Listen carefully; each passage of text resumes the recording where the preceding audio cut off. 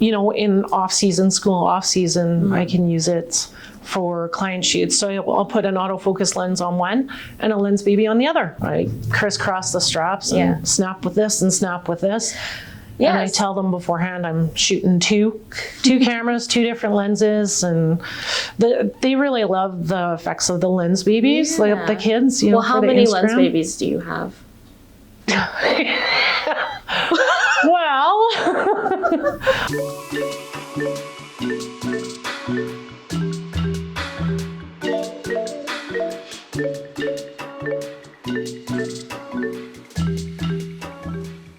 Hey everybody, thanks for joining us on another episode of It Was F8, brought to you by John's Photo, where we talk to your local photographers, get to know them a little bit better. I'm your host, Jess Loso, and today we are joined by Melissa. Hi, thanks for joining us. Thank you. Yeah. Okay, well, we're gonna dive right into it. So tell us a little bit about yourself and how you got started with photography. I'm actually not a pro. I just do it on my spare time. And I was ill a couple years ago and took the time to learn a lot about macro photography and lighting and how to use my camera. And it just kind of developed from there. Was it with your phone camera, or did you end up getting like an SLR or anything? I did purchase an SLR from Costco, a floor model. Yeah. It was a clearance deal, $500, and you got 2 lenses in the bag and the camera and everything like that. And I just kind of ran with it from there. Do you still have it? Like, so are you primarily shooting like with your phone or with the SLR that you purchased? I mostly shoot with my camera, but the phone takes awesome pictures too. In the winter, I tend to shoot a lot with my phone and a macro lens attached to my phone. Okay. So this kind of ties into the next question. What do you primarily shoot? Right now, well, I shoot just about anything that comes in front of my camera. I'm not shy. I will try anything. And but primarily macro is my love. It shows well on your feed. Thank you. You have some really, really good shots. What area of photography do you absolutely avoid shooting? I have avoided wedding photography for 3 years. Have you tried it at all? No, I haven't tried it. Yeah. Recently just tried doing baby shoots, and those have been successful. Yeah. I usually comp them out just for practice. And usually I know the people, so it's not. There isn't as much pressure. Yes. Yeah. Yes. And if the baby doesn't cooperate, then it's not your fault. So. And what's one area that you would love to delve into? Well, weddings are... You've been avoiding them, but... I've been avoiding them. I would probably prefer to do the whole pre-wedding setup and them getting ready and capturing those details, because I am a detail person. All those like candid moments, right? Yes. Yeah. Yes. Well, maybe even like being a second shooter might even be something that works for you, right? A second shooter would be awesome. Less pressure on you to deliver like those main moments, but as a second shooter, you get all those candid moments where like somebody's crying, or, like the smile that the mom gives or something like that, and like all the little details. All the little details. Yeah. What was your first camera? My first camera was a Nikon D5100. Okay. And you purchased that how long ago? Probably 10 years ago. 10 years ago. Yeah. What pushed you to pick it up in the first place? We had a dad that was shooting sports photography, and, he did it and did it very well. And I just went, I can do that. So you're like, let's go off and get myself a camera. And that's how it began. Did you start off, so you started off with sports photography in mind first? Yes. Yeah. And then what really drew you towards macro? When I started shooting flowers and finding little details, misaligned petals and tiny little bugs, and, you have a full flower, but you only have one petal, small petal, or one petal that sticks out, and just the curves and the lighting and the shadows, and you can do so much with macro at so many different angles. It's interesting that you say that, because normally people would think like this is an imperfection, but you look at it and you view it as like, this is a beautiful photo that needs to be made. Yeah, I don't look for the perfect flower. I look for the ones that are messed up, really. But they don't look messed up in any. Not when I'm done with them. When did you start developing the macro love? 3 years ago, 3 years ago. The macro really came to me, and I saw on the internet one day the water drop photography, and I was like, oh, I want to do that so bad. The collisions in midair, it just amazed me how to do this. Yeah. Recently, I bought the Pluto trigger. Okay. And that gave me what I needed, and it's lots of fun, and I could sit there for hours and hours. But what you don't know is the water drop photography is actually done on a long exposure, 2-second exposure. It's done in the dark, and you use the flash to freeze the motion. Okay. So you have to time up your drop, your first drop when it comes up, and then you have to time your second drop to collide with it. And then that's when your flash is going off. So it's a lot of experimenting, and it's all done in milliseconds. So the second you change the size of your drop or the release time of either of the drops, your collisions start to change and your shapes change. And I've gotten some really interesting things out of them. What's your go-to gear or favorite piece of equipment? My favorite piece of equipment are my Lensbabies.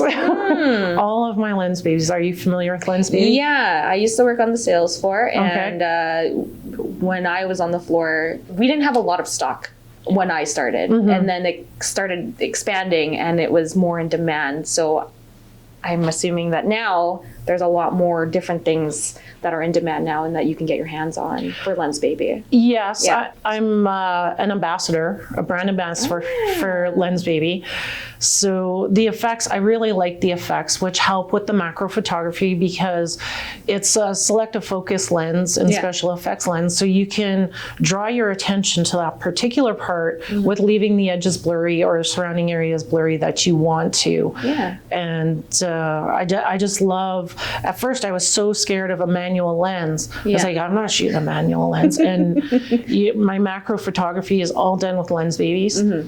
I gave up my autofocus lenses for those, and everything is done with a Lensbaby. Client sessions, I'll do, seniors are my next go-to. Yeah. I really enjoy doing the seniors and the grads because you get to see their personalities come out. I use Lensbabies for client shoots, but I primarily use autofocus lens for those. Do you have a dream piece of equipment? What's the next thing you want to add to that What's roster? the next thing? I'd probably say a big telephoto. Like my longest right now is a 300, but maybe the Tamron 150 to 500. Okay. To get some more birds or some animals and wildlife, and we do a lot of walking in the parks and stuff. So sometimes 180 or 300 just isn't good enough. It doesn't cut it, right? Yeah. What's your favorite place to capture or to enjoy? Anything with flowers where I can combine my macro with, I went with my eldest daughter, so she wanted some Instagram material, and she got her 3 shots. The rest of the time was macro. Yeah. What is your favorite photo and why? And it can be of yours or another photographer. My favorite photo is one I took of my daughter, my oldest daughter. We probably 2 years ago. We were in a canola field, and I used my Sol 45 with a fractal, which is similar to the Lensbaby Omni. And it was really the first time I nailed that manual focus, and the colors were all brought in with the crystal, and it's kind of mysterious and colorful and fun and summery, and it's my favorite photo of everything. Everything came together. Because it just all came together, and it was like, finally it all clicked, and it was the perfect photo. And she doesn't like it because, it's a Lensbaby, and she prefers the crisp, clean focus.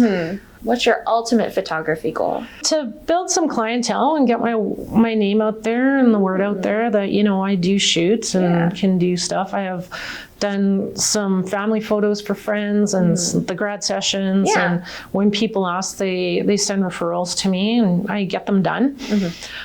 So eventually, I will retire from Canada Revenue and build up that clientele to try and, do something while I'm retired that I enjoy. What's your craziest story related to photography?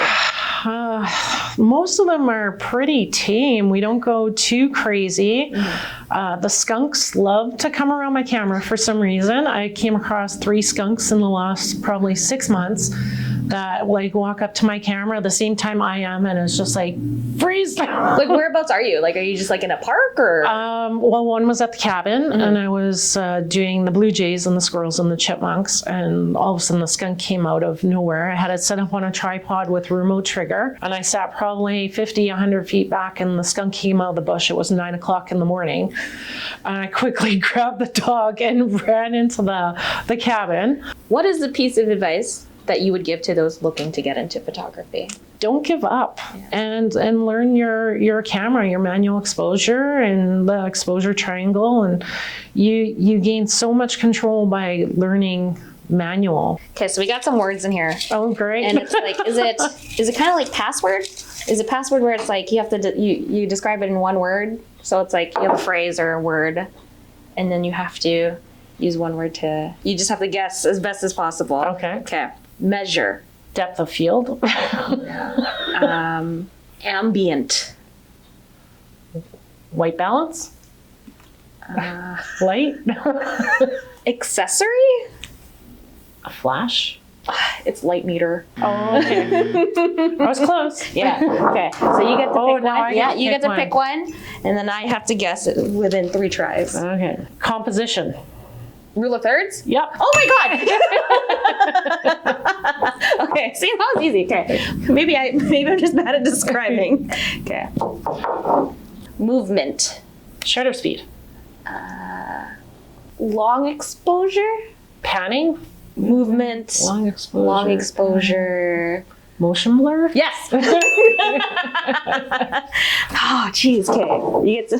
We'll do 3 each. Sharpness. Focus. No. No. Light. Aperture. Yep. Oh. Okay. Editing. Lightroom. Easy enough. You did well. Okay, one last one. Tripod. Accessory? Nope. No. Shake. Stabilizing? Yeah. Stabilization. Okay, all right. To end off everything, is we got this couple puns. Uh-oh. Yeah. And so you're gonna pick one of these and look into the camera and read off this pun. Okay. Hopefully you'll get some laughs.